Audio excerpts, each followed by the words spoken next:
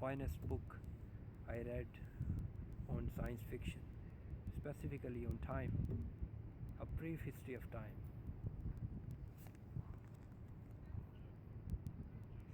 Well, this has been written by one of the genius mind in our modern history, and I always uh, wanted to know what makes Sir Stephen Hawking different from other great names we have, and I got my answer when I read this classic book on time, A Brief History of Time. Well, I chose this spot. Let me explain this. There are a couple of people here, so I chose this spot specifically to talk on this book because I like this area. So I hope we don't get some much noise. Let's start. Well, this book has been divided into 12 chapters. The finest point which Sir Stephen Hawking kept in this book is he did not deviate from the strict rules of physics and maths. As you know, physics and maths, they make 90% of the laws around us. So we have some more people around us and some more audience. The crow. I'm sorry about the noise. Well, the chapter 1 speaks on the big picture of the universe, our picture of the universe.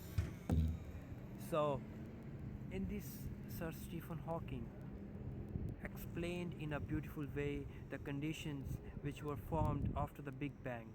After the 5 seconds after the Big Bang, then he took us on this fascinating ride after the 10-second margin from the Big Bang.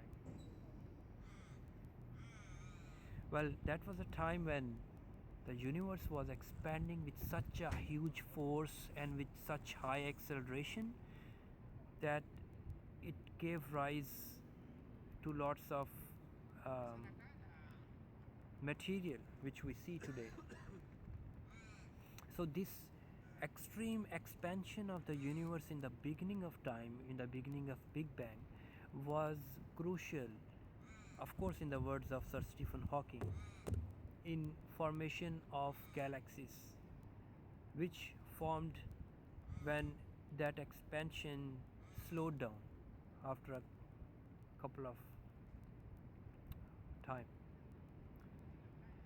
So in the first chapter, he talks about our understanding of the universe, how we know it, right from the time of Galileo Galilei, Newton, Einstein, and he even mentioned the mistake which Einstein was going to make by writing a universal constant for a static universe, because it's not static, it's moving fast. The second chapter, he speaks in a very beautiful way about space and time, our understanding of space and time. My understanding of space and time was very limited before I read this book, and he explains that the space time is not limited to 4 dimensions.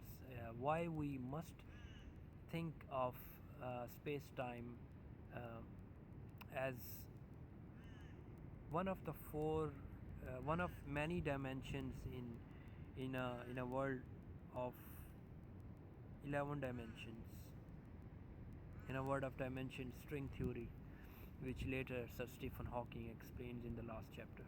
So in this chapter he talks about space and time, what made space and time at the beginning of time, why the space and time are in one direction, the arrow of time.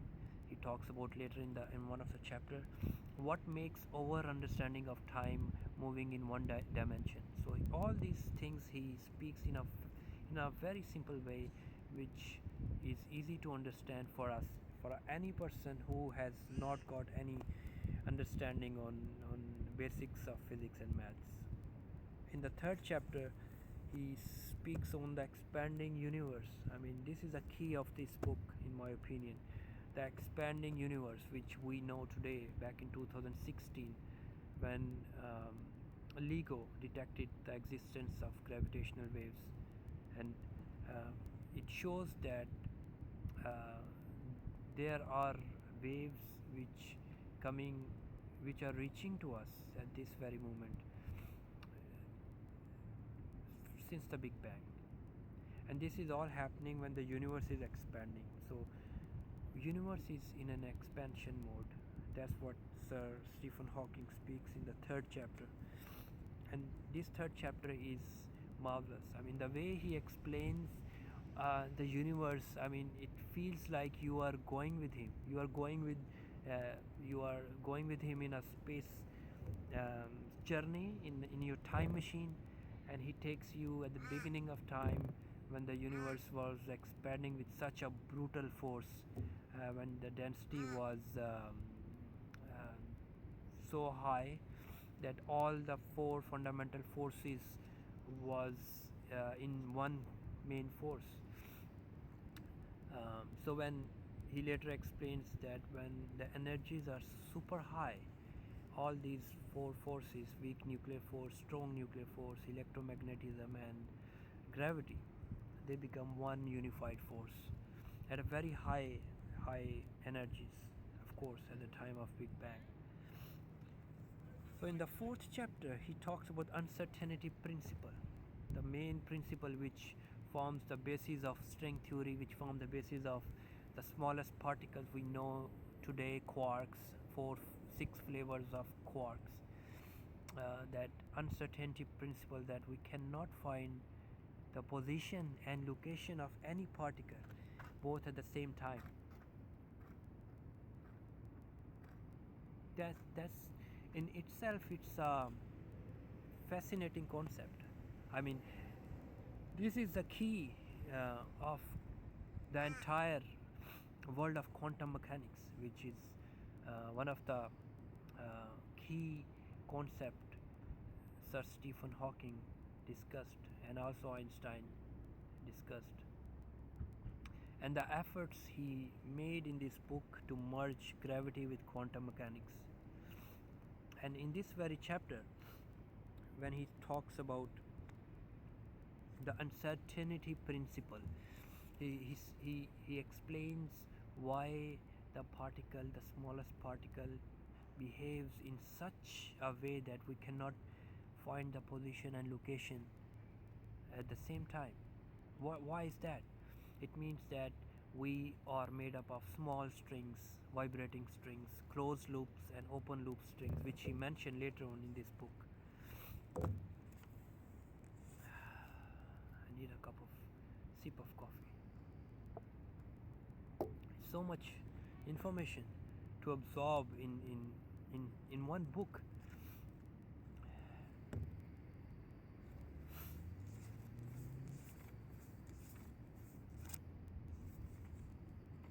So in the fifth chapter, Sir Stephen Hawking discussed elementary particles and the forces of nature.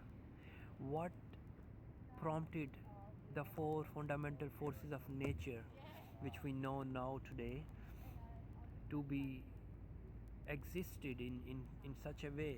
He speaks on, at the time of the conditions of Big Bang, that all these four forces of nature was into one force.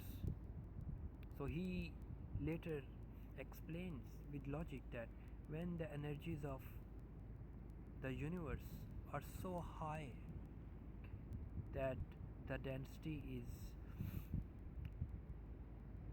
very high, very high, then all the forces of nature, they converged into one force. Same thing happens if by some reason we create a mechanism to build energies at such a high level, which is thousand million times